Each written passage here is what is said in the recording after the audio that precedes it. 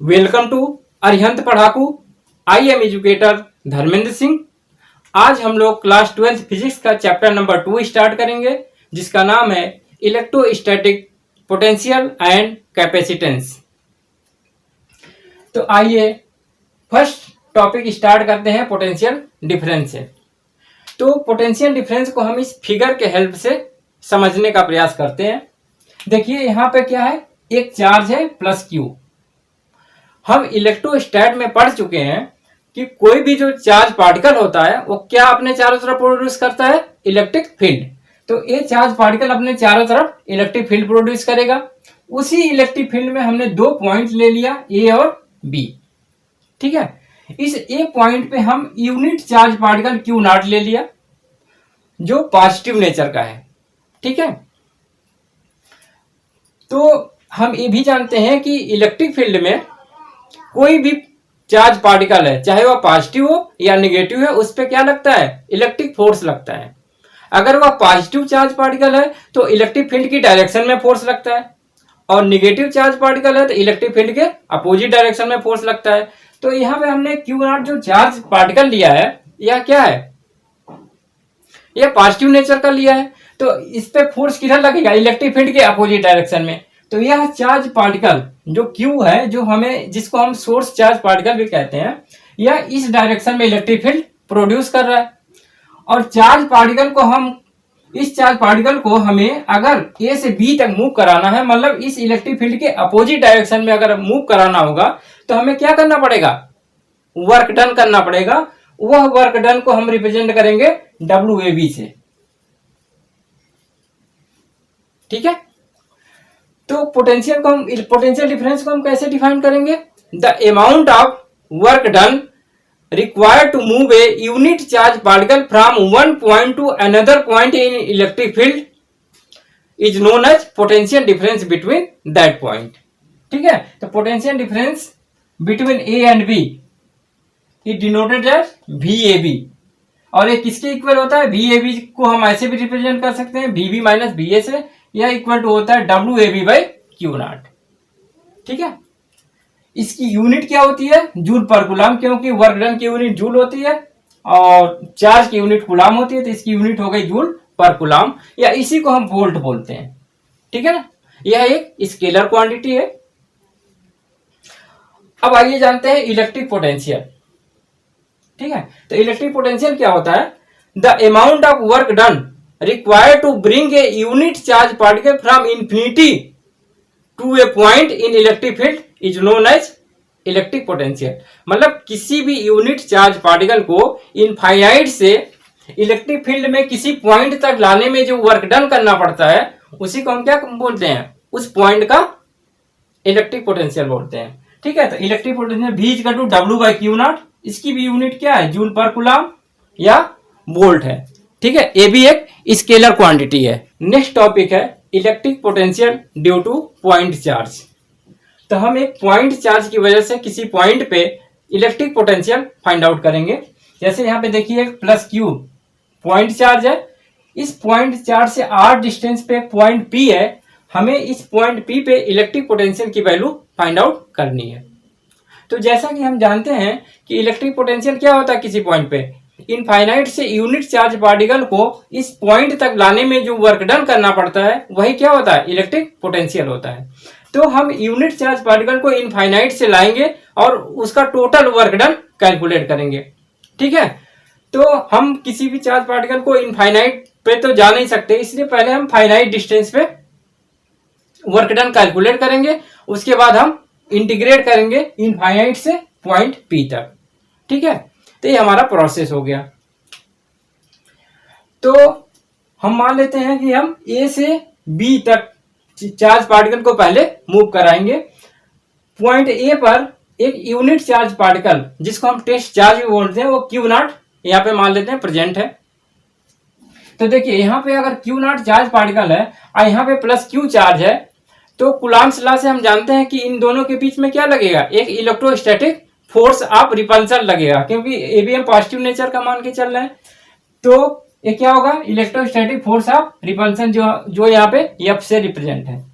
तो यहाँ पे देखिए by Coulomb's law electrostatic force on test charge Q naught is given as F equal to 1/4πε0 Q naught by x square. यहां से लेके यहां तक की जो डिस्टेंस है ए पॉइंट तक की वो x है, क्योंकि हमें पता है कि कूलम्ब लॉ क्या होता है, F equal to 1/4πε0 Q1 Q2 by r square. तो उसके अकॉर्डिंग हम यहाँ पे फोर्स निकाल लिए इस टेस्ट चार्ज पे। ठीक है, अब हमें वर्क डन निकालना है। Work done to move the test charge from a to b, मतलब ए से बी तक टेस्ट चार्ज को मूव करने में कितना वर्क डन करना पड़ेगा। वर्क डन इक्वल टू क्या होता है, फोर्स इनटू डिस्प्लेसमेंट। तो देखिए फोर्स की डायरेक्शन इधर है और डिस्प्लेसमेंट की डायरेक्शन इस साइड है, मतलब दोनों के बीच का एंगल कितना, दोनों जस्ट अपोजिट में है, तो दोनों के बीच का एंगल 180 डिग्री होगा। तो वर्क डन इक्वल टू क्या होता है, एफ एस कॉस थीटा होता है ना। तो यहाँ पे हमारा वर्क डन हो जाएगा डी डब्ल्यू इक्वल टू एफ, डिस्प्लेसमेंट है डीएक्स कॉस थीटा, थीटा की वैल्यू 180 है, तो हो गया एफ डीएक्स कॉस 180। अब यहाँ पे cos 180 की वैल्यू -1 रख देंगे तो ये हो जाएगा, और एफ की वैल्यू ए वाली वैल्यू यहाँ पुट कर देंगे, तो डी डब्ल्यू की वैल्यू हो गई -1/4πε0 Q naught by x square into d x. तो अब टोटल वर्क डन हम निकाल लें। अभी तो हमने कितना वर्क डन निकाला पॉइंट ए से बी तक का निकाला। अब हम कहां तक का वर्क डन निकालेंगे, हम मान लेंगे कि चार्ज पार्टिकल जो यूनिट टेस्ट चार्ज पार्टिकल है उसको हम इन्फिनिटी से पॉइंट पी तक ला रहे हैं, मतलब इनफाइनाइट डिस्टेंस से डिस्टेंस आर तक ला रहे हैं। तो कितना वर्क डन करना पड़ेगा, तो total work done W is equal to integration of d डब्ल्यू, इसका इंटीग्रेशन करेंगे फ्रॉम इन्फिनिटी टू आर, क्योंकि हम पॉइंट पी तक ला रहे हैं जिसकी डिस्टेंस कितनी है इस चार्ज से आर। तो हो गया इन्फिनिटी टू आर, और यहाँ डी डब्ल्यू की ये वाली वैल्यू पुट कर दिए -1/4πε0 Q naught by x square into d x. अब यहाँ पे देखिए ये Q naught upon 4πε0 minus sign के साथ कॉमन हो गया, और 1/x स्क्वायर का जो इंटीग्रेशन होता है वो -x होता है, 1/x स्क्वायर का जो इंटीग्रेशन होता है x के रिस्पेक्ट में वो होता है -1/x। तो इसके इंटीग्रेशन के जगह पे रख दिया -1/x। अब ये माइनस और ये माइनस एक दूसरे को कैंसिल कर देंगे, तो देखिए कैंसिल हो गया, तो यहाँ पे बचा 1/x। तो 1/x इसमें इंटीग्रेशन लिमिट अप्लाई कर दिए 1/r upper limit minus lower limit, तो 1/x बचा, यहाँ माइनस साइन तो कैंसिल हो चुका, तो 1/r माइनस 1/इंफिनिटी ये लिख दिया गया। ठीक है, अब 1/इंफिनिटी की वैल्यू 0 होती है, तो ये बचा Q नॉट अपॉन 4πε0 r जो यहाँ पे दिखाया गया है। या इस Q नॉट को इस साइड लाएंगे तो डिवाइड पार्ट में हो जाएगा, तो W/Q नॉट इक्वल टू हो गया 1/4πε0 इंटू Q/r, या ये वैल्यू कितनी हो गई V इक्वल टू 1/4πε0 Q/r, क्योंकि W/Q नॉट को ही हम क्या बोलते हैं, इलेक्ट्रिक पोटेंशियल। तो electric potential due to point charge Q at point P is equal to V equal to 1/4πε0 Q/r। अब हम स्टार्ट करते हैं topic electric potential due to electric dipole. तो electric potential due to electric dipole 3 condition में निकालते हैं। पहली condition में क्या होगा, कैसे निकालेंगे, electric potential due to electric dipole on axial position. ठीक है, सेकेंड कंडीशन में electric potential due to electric dipole on equatorial position, और थर्ड कंडीशन में electric potential due to electric dipole on any position, मतलब general position में हम find out करेंगे। तो आइए फर्स्ट कंडीशन में हम इलेक्ट्रिक पोटेंशियल फाइंड आउट करते हैं इलेक्ट्रिक डाइपोल की वजह से। तो क्या होगा, electric potential due to electric dipole on axial position. ठीक है, इसको इंडान पोजीशन भी बोलते हैं। तो देखिए यहाँ पे ए बी क्या है, इलेक्ट्रिक डाइपोल है, तो इसी लाइन के अलोंग एक पॉइंट पी है जो डाइपोल के मिड पॉइंट से आर डिस्टेंस पे है। इसी पॉइंट पी पे हमें इलेक्ट्रिक पोटेंशियल की वैल्यू फाइंड आउट करनी है। तो देखिए यहाँ पर भी क्या, इलेक्ट्रिक डाइपोल में 2 चार्जेस है, एक -q चार्ज और +q चार्ज। तो इन दोनों चार्जेस की वजह से इस पॉइंट पी पे इलेक्ट्रिक पोटेंशियल फाइंड आउट करेंगे, और फिर हम उनका रिजल्टेंट फाइंड आउट कर लेंगे। तो वही हमारा क्या हो जाएगा, पॉइंट पी पे टोटल इलेक्ट्रिक पोटेंशियल की वैल्यू होगी इस डाइपोल ए बी की वजह से। तो आइए पॉइंट पी की इस चार्ज से क्या डिस्टेंस होगी, तो देखिए मिड पॉइंट से पॉइंट पी की डिस्टेंस कितनी है, r, और हमें पता है कि डाइपोल ए बी की लेंथ कितनी होती है 2a, तो ये मिड पॉइंट है तो ये डिस्टेंस ये हो जाएगी, ये डिस्टेंस ये हो जाएगी। तो इस चार्ज माइनस क्यू से टोटल डिस्टेंस कितनी हो जाएगी, देखिए ये डिस्टेंस तो आर है और इतना और ऐड हो जाएगा तो ये टोटल डिस्टेंस आर प्लस ए हो जाएगा। इसी तरह से प्लस क्यू चार्ज की पॉइंट पी की डिस्टेंस कितना होगी, देखिए टोटल डिस्टेंस आर है, यहां से ये दिख रहा है फिगर में आपको, और ये डिस्टेंस ए है तो आर में से ए को माइनस कर देंगे तो ये डिस्टेंस बच जाएगी, तो ये बीपी जो डिस्टेंस हो गई ये आर माइनस ए हो गई। ठीक है, तो क्या होगा, तो net electric potential at point p due to electric dipole a b कितना होगा, देखिए electric potential at point p due to dipole a b कितना होगा, बी इक्वल टू यही होगा इस माइनस क्यू चार्ज की वजह से पॉइंट पी पे potential plus plus Q charge की वजह से पॉइंट पी पे पोटेंशियल, तो वही लिखे electric potential due to charge minus q plus electric potential due to charge plus q. तो देखिए माइनस क्यू की वजह से क्या होगा, वही पॉइंट चार्ज वाले फार्मूले से हम निकाल लेंगे, तो 1/4 pi epsilon not minus q upon यहां से इस चार्ज से डिस्टेंस पॉइंट पी की आर प्लस है तो आर प्लस ए हो गया, ये हो गया plus 1/4 pi epsilon not Q charge की डिस्टेंस कितना आर माइनस है तो क्यू अपॉन आर माइनस ए। देखिए इलेक्ट्रिक पोटेंशियल एक क्या है, स्केलर क्वांटिटी है, तो स्केलर क्वांटिटी में हम चार्ज का साइन के साथ वैल्यू रखते हैं, इसलिए जब ये नेगेटिव चार्ज था तो यहाँ पे माइनस रखा गया। अब इसको सॉल्व कर देते हैं तो यहाँ पे Q upon 4 pi epsilon naught common हो जाएगा, तो यहाँ बचेगा -1 upon r plus a plus 1 upon r minus a. ये Q upon 4 pi epsilon naught ये एलसीएम ले लेंगे तो ये मल्टीप्लाई यहाँ होगा, इसका मल्टीप्लाई यहाँ होगा, तो हो गया minus r plus a plus r plus a, r से आर कैंसिल हो गया तो 2a हो गया, तो ये हो गया b equal to 1/4 pi epsilon naught 2qa upon r square minus a square. यदि r के कंपैरिजन में a की वैल्यू क्या हो, बहुत छोटी हो, होती भी है, a क्या होता है डाइपोल लेंथ तो बहुत ही छोटी होती है, इसलिए r के कंपैरिजन में a अगर क्या है बहुत ही स्मॉल है तो आर स्क्वायर तो और छोटा होगा, आर स्क्वायर के कंपैरिजन में a स्क्वायर तो और छोटा होगा, तो a नियर अबाउट नेग्लिजिबल के बराबर होगा। तो इस कंडीशन में क्या हो जाएगा, यहां से a को a स्क्वायर जब नेग्लिजिबल हो गया तो केवल यहाँ पे आर स्क्वायर बचेगा, तो ये हमारा हो गया v equal to 1/4 pi epsilon naught 2qa by r square. हमें पता है 2qa की वैल्यू क्या होती है, ये डाइपोल मोमेंट होता है, मतलब किसी भी इलेक्ट्रिक डाइपोल का इलेक्ट्रिक डाइपोल मोमेंट की वैल्यू कितनी होती है 2qa, तो 2qa के जहां पे हमने p रख दिया तो ये हमारा क्या हो गया electric potential due to electric dipole on axial position का फार्मूला हो गया। अब हम देखते हैं electric potential due to electric dipole on equatorial position. ठीक है, इक्वेटोरियल पोजीशन कौन सी लाइन होती है कि ये मान लीजिए ए बी डाइपोल है, तो इसके मिडिल पॉइंट से जो परपेंडिकुलर लाइन होती है वही लाइन क्या होती है इक्वेटोरियल लाइन होती है। तो इसी परपेंडिकुलर लाइन पे एक पॉइंट पी है जो मिडिल पॉइंट ओ से आर डिस्टेंस पे सिचुएटेड है, तो इसी पॉइंट पी पे हमें क्या फाइंड आउट करना है, इलेक्ट्रिक पोटेंशियल फाइंड आउट करना है। तो यहाँ पर भी हम वही रूल अप्लाई करेंगे कि इस डाइपोल में दो चार्ज है, एक माइनस क्यू चार्ज और एक प्लस क्यू चार्ज, तो इस डाइपोल के माइनस क्यू चार्ज की वजह से इलेक्ट्रिक पोटेंशियल निकालेंगे पॉइंट पी पे, और प्लस क्यू चार्ज की वजह से इलेक्ट्रिक पोटेंशियल पॉइंट पी पे निकालेंगे। फिर क्या करेंगे, दोनों को ऐड कर देंगे, जो वैल्यू आएगी वही हमारी इलेक्ट्रिक पोटेंशियल की वैल्यू होगी। तो यहाँ पर भी डिस्टेंस निकाल लेते हैं। देखिए ये डिस्टेंस आर है, ये डाइपोल की हाफ लेंथ है, ठीक है, टोटल लेंथ 2a होती है, तो हाफ लेंथ कितनी हो जाएगी ए हो जाएगी, ऐसे ए भी ए हो जाएगी। तो ये डिस्टेंस क्या होगा, पाइथागोरस थ्योरम से पता है ये राइट एंगल ट्रायंगल है, तो ये डिस्टेंस हो जाएगी √r square plus a square. Similarly हमारी ए वाली डिस्टेंस जो बीपी है ए बी हो जाएगी √r square plus a square. तो दोनों चार्जेस से हमें पॉइंट पी की डिस्टेंस पता हो गई।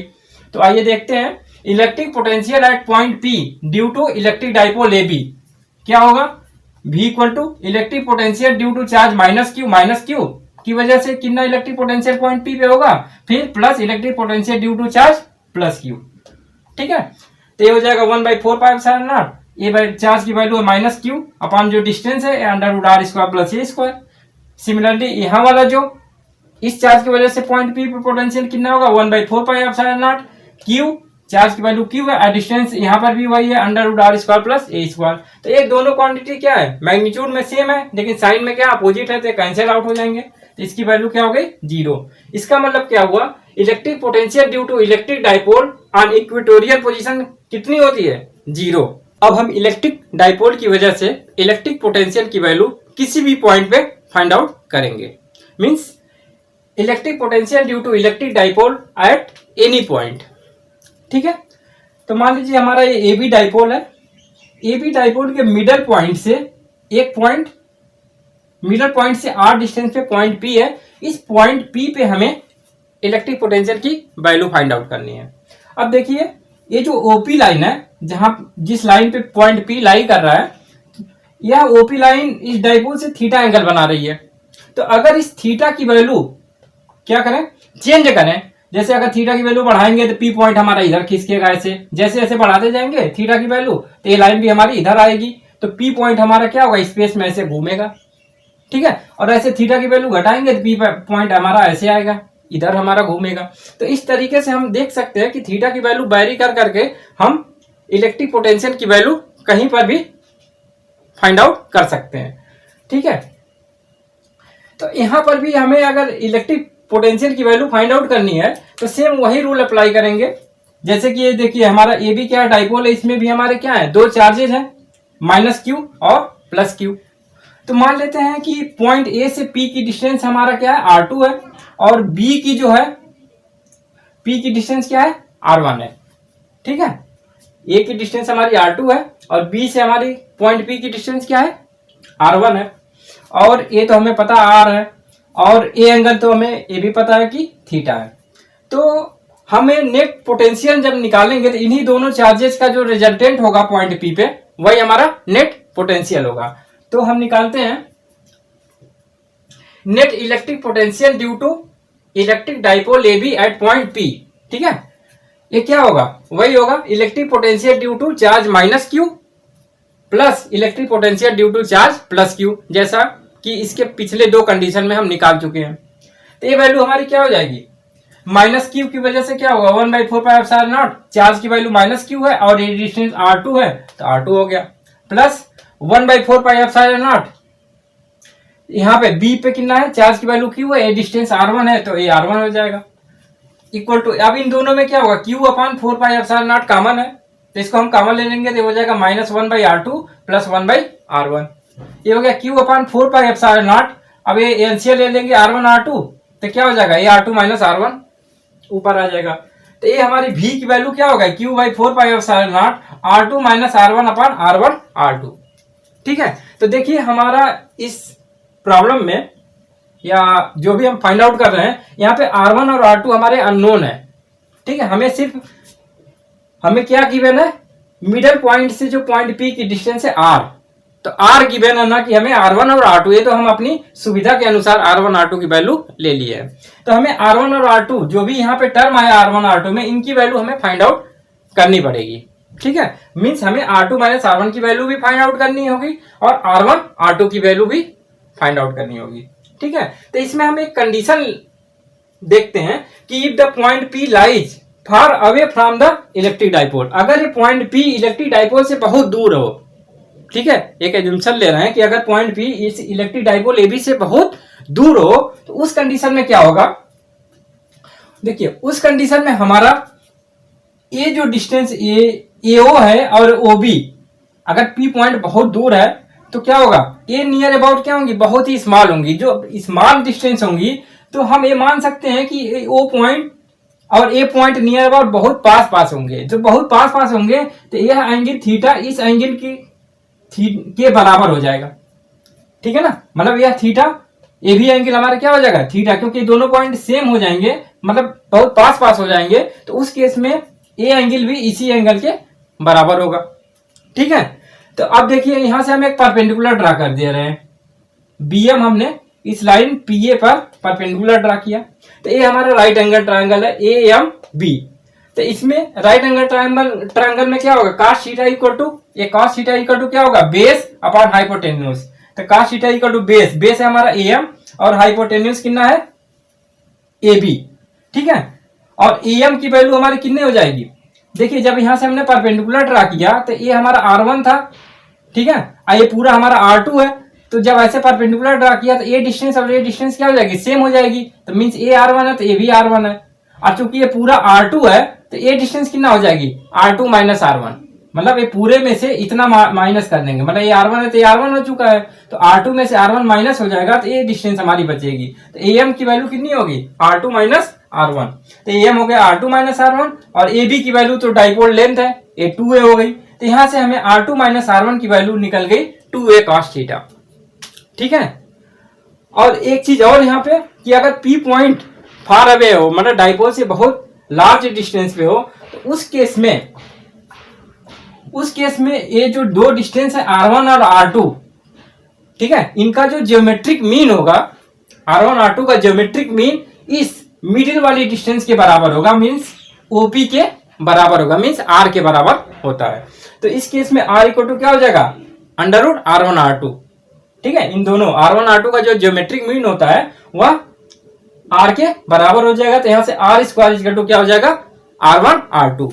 तो यहां से हम देखिए R1 R2 और यहां से R2 माइनस R1 की वैल्यू इक्वेशन 1 में पुट करते हैं। ठीक है, तो फ्रॉम इक्वेशन 1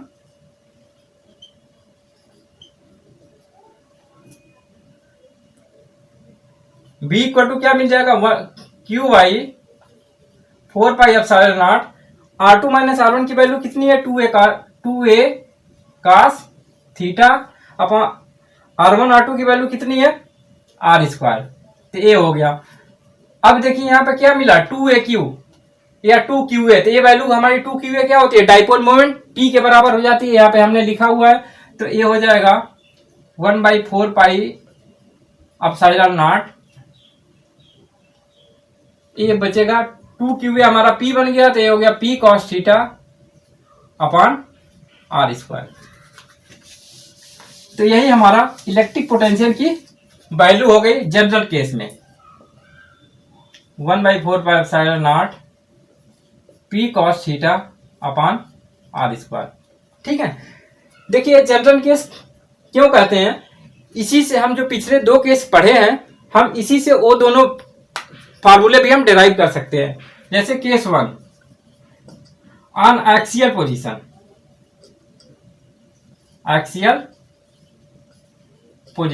देखिए एक्सियल पोजीशन में हम ये डाइपोल से देखते हैं कि एक्सियल पोजीशन में अगर P पॉइंट क्या होगा, इसी लाइन के अलांग कहीं आ जाएगा। P पॉइंट हमारा इस एक्सियल लाइन में जब आएगा तो थीटा की वैल्यू क्या हो जाएगी, 0 डिग्री। इस केस में थीटा की वैल्यू 0 डिग्री। तो फ्रॉम इक्वेशन, इसको हम 2 मान लेते हैं, तो फ्रॉम इक्वेशन 2 cos 0 की वैल्यू 1 होती है, तो V इक्वल टू कितना होता है, हो जाएगा 1/4 pi epsilon naught P by R square. यही तो हमारा एक्सियल पोजीशन में पोटेंशियल की वैल्यू आई थी। ठीक है, अब इसी में केस 2 देख लेते हैं। केस 2 इफ नहीं, फॉर इक्वेटोरियल पोजीशन, फॉर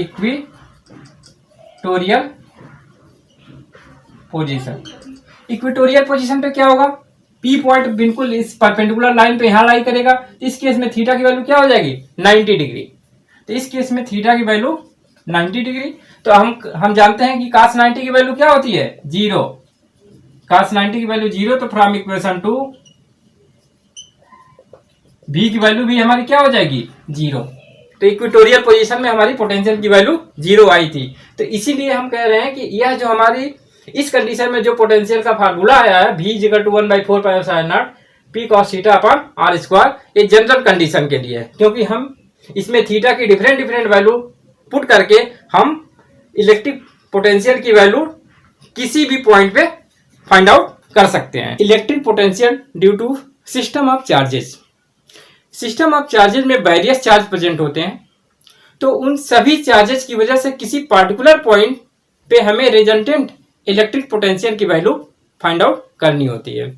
ठीक है, देखिए यहाँ पे सिस्टम ऑफ चार्जेस में n चार्ज प्रेजेंट है, Q1 Q2 Q3 dot dot Qn, और सभी चार्जेस की पॉइंट O से डिस्टेंस गिवन है।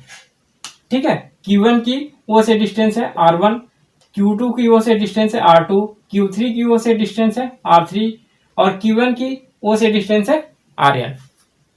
ठीक है, तो हमें resultant electric potential find out करने के लिए सबसे पहले सभी चार्जेस का हम इंडिविजुअल पोटेंशियल फाइंड आउट करते हैं। Q1 का मान लेते हैं इंडिविजुअल पोटेंशियल V1 है, Q2 का जो है इंडिविजुअल पोटेंशियल V2 है, Q3 का क्या है इंडिविजुअल पोटेंशियल V3 है, ऐसे डॉट डॉट Q1 का जो है इंडिविजुअल पोटेंशियल Vn है। तो पॉइंट ओ पे जो पूरे सिस्टम अब चार्ज पार्टिकल की वजह से रिजल्टेंट इलेक्ट्रिक पोटेंशियल की वैल्यू होगी वो क्या होगी, इन सारे इंडिविजुअल पोटेंशियल के एल्जेब्रिक सम के इक्वल होगा। ठीक है, क्योंकि इलेक्ट्रिक पोटेंशियल एक स्केलर क्वांटिटी है, तो जो रिजल्टेंट इलेक्ट्रिक पोटेंशियल होगा इन सारे इंडिविजुअल पोटेंशियल के एल्जेब्रिक सम के इक्वल होगा। That is V equal to V1 plus V2 plus V3 dot dot dot Vn। तो हमें पॉइंट चार्ज वाले फार्मूले से V1 की वैल्यू फाइंड आउट कर लेंगे। क्या होगा, 1/4 pi epsilon not Q1 by R1। V2 की वैल्यू क्या होगी, plus 1/4 pi epsilon not Q2 by R2 plus V3 की वैल्यू क्या होगी, 1/4 pi epsilon not Q3 by R3 plus dot dot dot Vn की वैल्यू हो जाएगी 1/4 pi epsilon not Q1 by Rn।